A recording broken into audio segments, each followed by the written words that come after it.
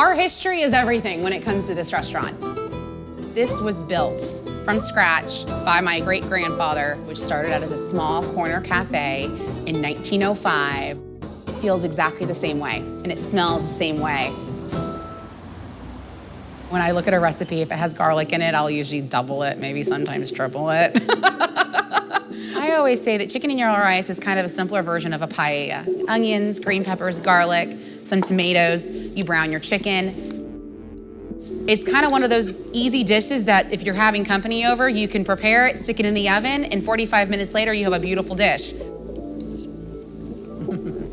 It always tastes better when it's here, and I don't make it at home. You can come to Ybor, and a lot of people think, oh, it's just Spanish food, but there's so much more to it. And as Ybor has evolved, it has become more of a cultural destination. People are moving their businesses here, which then helps all of the restaurants that are here in Ybor. I think when you put love in your food, and you take pride in your restaurant, that alone makes a great restaurant.